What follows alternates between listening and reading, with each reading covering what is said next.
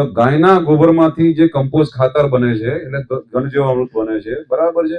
એ શું છે? ધરતી માતાનું ખોરાક. ધરતી માતાનો ખોરાક આપણે આપવો હોય તો શું આપવું પડશે? અનાજ તો આપણે પાછળ પણ જે ધરતી ગૌ માતાએ આપણને જે ગોબર આપ્યું છે એને પ્રોસેસ કરવાની આવે.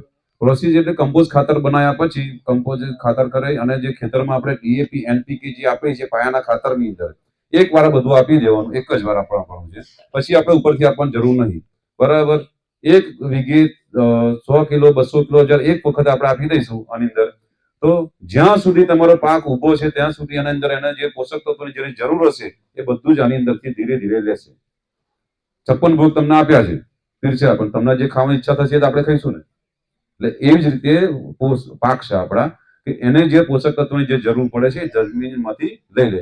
આની અંદર બધી જ પ્રકારના પોષક તત્વો આપણે એ રીતે બનાવ્યા અને કમ્પોસ્ટ ખાતર આપણે તૈયાર કર્યું અને એના માટે આપણે જે ચારવાની જે પદ્ધતિ બનાવી છે ખાલી આ હતી, બરાબર છે. ધીરે ધીરે કહેવાનો મતલબ કે આ જો અંદર આપણે થોડુંક અધૂરું કામ છે એટલે આની અંદર જે નીચે પ્લેટ આવી જાય, પ્લેટ આવીને જે વેસ્ટેજ જે તમારો છે સાઈડ પર નીકળી જાય અને અહીંથી નાખવાનું રહે. ચાલો ફેરવતા રહેજો થોડું. ફેરવજો બસ.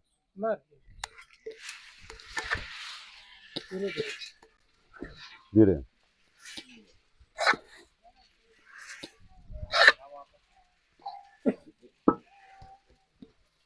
કહેવાનો મતલબ એમ કહેવાય કે એક છોકરું, નાનું છોકરું પણ જે તમારે કામ કરવું હોય તો આ કામ કરી શકાય. આજની હાલી તારીખની આપણે મજૂરનો સમસ્યા હોય છે, તો મજૂરોની સમસ્યા ના થાય એના માટે આપણે આ વસ્તુ બનાવી છે, બરાબર. હવે આ જે ખાતર આપણે જે ચરણ તૈયાર થઈ ગયું, આ તો સમાજને આપણે પબ્લિકને બતાવવા માટે છે કે ભાઈ ચારેલું સારું દેખાય એમ, એટલે પબ્લિક માગે છે. આ ચારવાનું કારણ એટલું કે મારે જયારે ખાતર કમ્પોસ્ટ ખાતર જે મેં બનાવ્યા પછીની એની માંગ વધી, વપરાશ થયો, એ લોકોને સારું લાગ્યું, વપરાશ કર્યો તો તેમની માંગ વધી. તો માંગ વધવા મારે એને પૂરી કરવા માટે શું કરવું પડે? પદ્ધતિ તો અપનાવવી પડે. 4 ઇંચ તૈયાર કરીને પેક કરીને આપણે આપ્યું. હાલની તારીખની અંદર આ મારે ખર્ચો આવ્યો, જાતે બનાવ્યું 15 થી 16 હજારમાં મોટો ચાયણો બની ગયો. નાનો આપણે જેને જરૂર હોય તો નાનો બનાવે. પતા બીજું કે જયારે ખાતર અત્યારે મારું જે કમ્પોસ્ટ ખાતર છે એ 600 રૂપિયે બેગનું વેચાણ થાય છે. 40 કિલોની બેગ 600 રૂપિયે ખરીદનાર છે. હવે વિચાર કરો, 40 કિલો ગોબર 600 રૂપિયે જશે? ઢગલો કરેલો છે તો જશે? જર્સી ગાયનું જશે? ભેંસનું જશે? એને આપણે શું કરવાનું છે? પ્રોડક્ટ બનાવવાની છે, માર્કેટેબલ પદ્ધતિસર. એને આપણે વસ્તુ બનાવી અને એને બસ બંધ કરી. એ વસ્તુને આપણે જો બજારમાં મૂકવું હશે, ખેડૂત એમ કહેવાય ખેડૂતે અનાજ પક્યું પણ એની પ્રોડક્ટ બનાવવી પડશે, બરાબર. તો 3 ગણા આપણને પૈસા મળશે. આજે ખેડૂત અનાજ પકવે છે, બર્ગર વાળા હોટલો વાળા 10 ગણા રૂપિયા કમાય છે. એ શું બનાવે છે? નાન બનાવ્યો, પાઉં બનાવ્યો, બરાબર. એ પૈસા કમાય છે. આપણે શું કરીએ? અનાજ ખાઈ ઘરે. બીજું કે હાલમાં એમ કહેવાય કે અમે સતત 3-4 દિવસથી કે અરવિંદભાઈ જે તમારા ગામની અંદર છે, એમ કહેવાય કે જગ બગડ્યું કહેનારા છે લાખો, બગડેલાને સુધારવા કોઈ વીર તો જાગો. આ વાક્ય છે ને, તો એ તમારા ગામના એક વીર છે. અરવિંદભાઈ જે છે એ ઘણા સમયથી અમારા સંપર્કમાં છે અને ઘણી મહેનત કરે છે કે એમની એક ભાવના એવી છે કે મારે મારા સમાજને, મારા ગામને સારું ખવડાવવું છે, બરાબર. ભલે મને આવક મળશે કે નહીં મળે પણ મારે ગામના લોકોને સારું ખવડાવવું છે. ભાવનાથી એ ભાઈ કામ કરે છે. હાલની તારીખની અંદર એમ કહેવાય કે એમના ઘરની પરિસ્થિતિ દરેકને વાકેફ છે, બરાબર. તમે જાણકાર છો. એ છતાં પણ એ વસ્તુ આટલી મહેનત કરી, બરાબર. આટલી મહેનત કરી અને આ જે પ્રોગ્રામ કરવાનું કારણ જ હતું કે ગામના લોકોને એ જે આવડત છે, એમના જે હુનર છે, બરાબર, એ સમાજને બતાવવાનું કે જેથી એ લોકો તમારા માટે જે અપરિચિત હતા એ એમની જોડેથી તમે માર્ગદર્શન મેળવો. એમની અંદર ખરેખર હું એટલો હોશિયાર હોવા છતાં પણ અમુક ટાઈમ મારે એમની સલાહ લઈને પૂછવું પડે છે, સુરેશભાઈ, ખરેખર, બરાબર. અને જયારે ખરેખર જ્ઞાન છે એમનામાં, પણ પેલું કહેવાય ને ઘર કી મુર્ગી દાળ બરાબર, આ વસ્તુ થઈને રહે છે ભાઈ. એટલે એમને મહેનતથી પોતાના એમને ઘણી જગ્યાએ મિટિંગો કરી આ શીખ્યા આવ્યા છે અને એમને જ્ઞાન મળ્યું છે. આત્મા પ્રોજેક્ટ આ જે હાલની તારીખની અંદર કામ કરી રહ્યું છે કે અરવિંદભાઈનો હાથ પકડ્યો. આત્મા પ્રોજેક્ટે અરવિંદભાઈનો હાથ પકડી અને હાલની તારીખની અંદર આ જીવામૃત છે, બ્રહ્માસ્ત્ર છે, બધા તત્વો જે બનાવવાના છે, જમીનને જરૂર છે, ઘન જીવામૃત છે, આ બધા તત્વો જે બનાવે છે કે આ વસ્તુ જે બનાવે છે તો તમારે તમે નહીં બનાવી શકતા, બરાબર છે, તો તમે એમની જોડે એમને સંપર્ક કરો, એ તમને આપશે. એની જે એના માટે જે બનાવવાની જે પદ્ધતિ છે તમને શીખવાડશે. કદાચ તમારે નહીં શીખવું, તમારે સમય નહીં, બરાબર, તો તમને આપશે.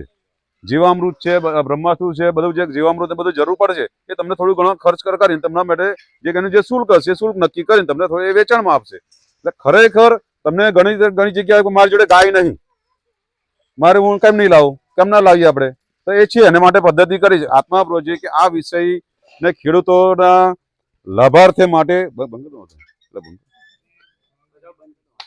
ખેડૂતો પ્રાકૃતિક ખેતી કરતા થાય એના માટે એક આત્મા પ્રોજેક્ટ એક ઘરે અને સરકારે આ એક સારો એવો કાર્યક્રમ લીધો, હાથમાં પકડ્યો છે. ખેડૂતો જાગૃત થાય, ખેડૂતો પ્રાકૃતિક ખેતી અપનાવતા થાય એના માટે ખરેખર આ પ્રોજેક્ટો જે મૂક્યા છે આપણે દરેક ગામના ખાનકુવાના ગામના લોકોએ ખરેખર આ વસ્તુ અપનાવવા જેવી છે. બીજું કે એમને સહયોગની જરૂર છે. હવે કયા સહયોગની? આર્થિક સહયોગની જરૂર નહીં, એમનું જે જ્ઞાન છે, એમની જે આવડત છે, બરાબર, એ જો 2-3 શેર ખેડૂતો તમે તૈયાર થઈ જાવ તો આવતી પેઢી માટે એ વસ્તુ જળવાતી રહેશે. એમ કે ભાઈ અમારા કાકાને ઓકડી બેહાડતા ઓછી બેહાડતા આવડતું હતું, બરાબર, બોર ખાઈ ગયા તેમને બેહાડતા આવડતું હતું, પણ અત્યારે કોણ છે? એ ગયા ખાટલામ ગતા એટલે લાકડામાં ગતું રહ્યું. પણ આ પાછલી પેઢી માટે ખરેખર નવી જે યુવાન પેઢી છે એ લોકોએ આ આવા વડીલો જોડેથી શીખવાનું છે કે પાછલી પેઢીને પણ આપણે પ્રાકૃતિક ખેતી કરતા થાય એના માટે ખરેખર જરૂરી છે. બરાબર. અસ્તુ જય ગૌ માતા. હું વિચારતો હતો કે આની અંદર આપણે આને વધારે સમૃદ્ધ બનાવવું હોય તો શું કરી શકાય? તો તમે જો કે એમાં પોટાશ જે તત્વ છે ને, પોટાશ જે તમારા ખેતીના પાકની ક્વોલિટી એને ઇમ્પ્રૂવ કરે અને રોગ જીવાત સામે જો રેઝિસ્ટન્સ કોઈ પેદા કરતું હોય તો પોટાશ તત્વ. તો આની અંદર જો ધારો કે 100 કિલો હોય તો એમાં 5 કિલો રખ્યા, આ કોઈ પણ છાણાની રખ્યા હોય, લાકડાની રખ્યા, કોઈ પણ જે રાખ આની અંદર ઉમેર દેવામાં આવે ને રખ્યા, તો આનું પોટાશ થી એનરીચ થઈ જાય. એટલે આ જ્યારે તમે નાખો ખેતરમાં એટલે પોટાશ તત્વ મળે એટલે છોડ રોગ અને જીવાત સામે પ્રતિકારક ક્ષમતા મળે. બીજી ગૌ માતાની સાહેબ 2 વાત કરી લઉં કારણ કે ટાઈમ થઈ ગયો છે. તો આ પૃથ્વી ઉપર તમને ખબર હશે ભારત દેશની અંદર એક દુર્ઘટના બનેલી 1984 ની અંદર ભોપાલ ખાતે. ઇન્ડિયન કાર્બાઇડ નામની એક કંપની જે જંતુનાશક દવા બનાવતી હતી, કાર્બાઇડ નામની દવા, અને સવારે 3:30 વાગે એનો જે મોટું બોઇલર હતું એમાંથી મિથાઇલ આઇસોસાયનેટ નામનો ગેસ લીક થયો ભોપાલની અંદર. આ જગ્યાએ હું ગયેલો છું જે દુર્ઘટના બની. તો સવારે 3:30 જે ગેસ લીક થયો એટલે બધા ઊંઘતા હતા બિચારા, તે ઊંઘમાં 15,000 જણા મરી ગયા. 15,000. પણ જે ઘરની અંદર આ ગાય માતાનું લીપણ બનાવેલું ઝૂંપડું હતું અને જો વાત થઈ કે જો યજ્ઞ થતો હતો રોજ, એ લોકો બચી ગયા. આ એક ઘટના. 1942 ની અંદર જયારે અમેરિકાએ હિરોશીમા નાગાસાકી ઉપર જયારે અણુબોમ્બ નાખ્યો ત્યારે જે લોકો ગાય માતાના છાણના ગોબર વાળા મકાનમાં રહેતા હતા એ બચી ગયા. આ વિકિરણની કેટલી કંટ્રોલ કરવાની ક્ષમતા આ ગાય માતાના ગોબરમાં છે. આ 2 ઉદાહરણ. અને આપણી સનાતન સંસ્કૃતિની અંદર તમને ખબર છે કોઈ ગુજરી જાય ગામની અંદર તો ચોકો શોનો બનાવે? ગાયના ગોબરનો. દેશી ગાય, હું દેશી ગાયનું ગોબર લઈ આવે, ચોકો બનાવી દે, એની પર બોડી મૂકી દે. તો એની પાછળનું વૈજ્ઞાનિક મહત્વ આ છે કે જેમ આત્મા જતો રહે તરત જ એમાં ડિકમ્પોઝિશન બેક્ટેરિયા પેદા શરૂ થઈ જાય. એ બેક્ટેરિયા આજુબાજુ બેઠેલા લોકો, એના સગા સંબંધી હોય, એને નુકસાન ના કરે ને એટલે આ ચોખ્ખો કરવાનો. એટલું જ નહીં, જયારે સ્મશાને લઈ જાય ત્યારે પેલા 2 જૈનો છે ને હોય ઓનલીમાં ગાયના થડમાં. એટલે જે નનામી જતી હોય ને એની આગળ એ જતો હોય એટલે એ ધૂળી આખી એ નનામી પર થઈને જાય એટલે આખું વાતાવરણ ઘરેથી સ્મશાને લઈ જાય તો પણ એ વાયરસ ને બેક્ટેરિયા મારતું જાય. આ બે વૈજ્ઞાનિક કારણોસર ભારતીય સંસ્કૃતિની અંદર આ તમે જુઓ કે આ આખું આપણા ઋષિ મુનિઓથી મળીને આપણા ઘેડિયા પણ આવું કરતા હતા. અત્યારે પણ લગભગ આપણે કરીએ છીએ. અને છેલ્લે અગ્નિ સંસ્કાર પંચ મહાભૂત તત્વની અંદર વિલીન. તો આ ત્રણ જે પ્રક્રિયા છે એ સનાતન સંસ્કૃતિના સાક્ષાત. એટલે આપણે બધાએ સમજવું જોઈએ કે આ ભારતીય સંસ્કૃતિ એમાં હિન્દુ જે સનાતન સંસ્કૃતિ છે એ કેટલી સમૃદ્ધ અને વૈજ્ઞાનિક આધારિત છે. અસ્તુ.